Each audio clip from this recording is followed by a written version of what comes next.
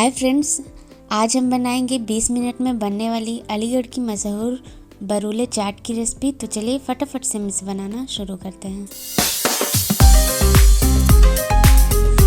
यहाँ पे मैंने आधा केजी नया आलू लिया है, जिसका मैंने छिलका नहीं उतारा है। पहले इसे अच्छे से रगड़ के धुल लें ताकि इसमें जो भी मिट्टियाँ वो अच्छे से निकल जाए।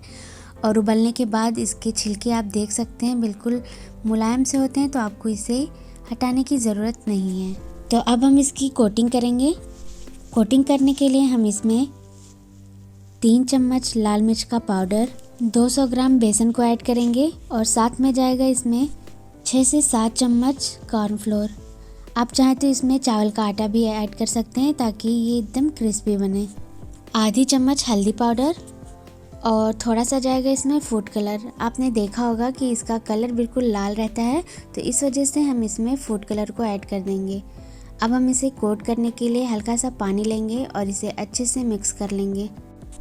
बहुत ज़्यादा पानी भी नहीं ऐड करना है आपको, बस इसके ऊपर अच्छी सी कोटिंग करने के लिए हल्का सा गीला करना है और इसे अच्छे से मिक्स करते हुए इसके ऊपर एक कोटिंग बना लेनी है। यहाँ पे आप देख सकते हैं मैंने इसके ऊपर किस तरह सा कोटिंग बना ली है, तो आपको बिल्कुल ऐसे ही कर लेना है। और कोटिंग करने के बाद हम इसे अपने हाथों से थोड़ा सा प्रेस करेंगे कुछ इस तरह से, और इसी तरह से सारे पीस को हम प्रेस करते हुए रख लेंगे ताकि ये अच्छे से सेट हो जाए। और सेट होने के बाद हम इसे डीप फ्राई करेंगे।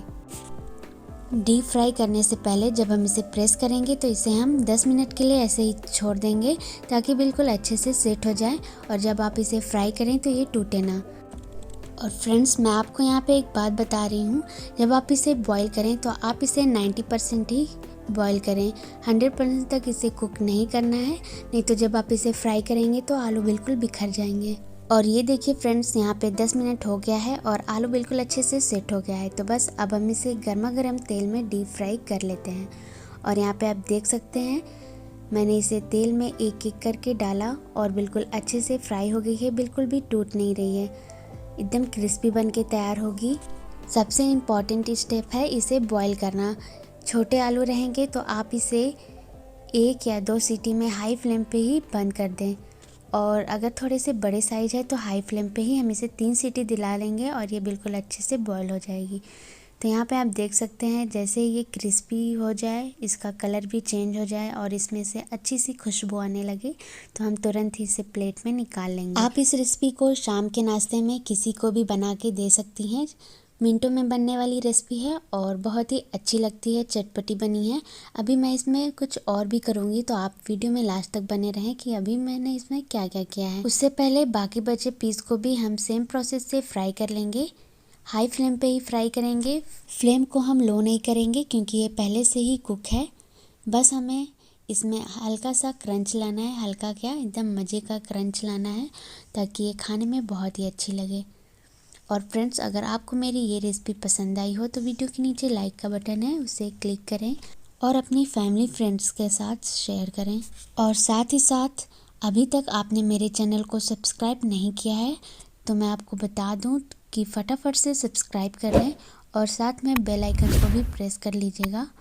इससे क्या होगा कि मैं जब भी कोई लेटेस्ट वीडियो अपलोड करूँगी तो उसकी लेटेस्ट नोटिफिकेशन सबसे पहले आप तक पहुंचेगी और आप मेरी वीडियो सबसे पहले वॉच कर सकेंगे। यहाँ पे मैंने सक्सेसफुली सारी पीस को अच्छे से फ्राई कर लिया है। तो बस अब हम इसे सर्व करने के लिए एक प्लेट में अच्छे से एक एक पीस करके रख लेंगे, जिस तरह से स्क्रीन में दिखाया गया है। अब इसके ऊपर चाट मसाला और काला नमक को स्प्रिंकल करेंगे, साथ में हरी चटनी को भी अप्लाई कर देंगे, जिससे कि इसका टेस्ट और भी इन्हेंस हो जाएगा और ये गर्मा गर्म क्रिस्पी चटपटी खाने में बहुत ही टेस्टी लगती है। तो आपको बिल्कुल इसी तरह से बना लेना है। चाट मसाला और काली मिर्च को स्प्रिंकल करते हुए वीडियो शूट नहीं हो पाई है, तो आप उसकी टेंशन बिल्कुल भी ना लें। जैसा मैंने आपको बताया आपको बिल्कुल वैसा ही फॉलो करना है और आप देखेंगे कि आपकी रेसिपी बिल्कुल परफेक्ट बन के तैयार हो जाएगी। तो आप इस रेसिपी को एंजॉय करिए। मिलते हैं नेक्स्ट वीडियो में एक और नई रेसिपी के साथ। तब तक के लिए bye bye and take care.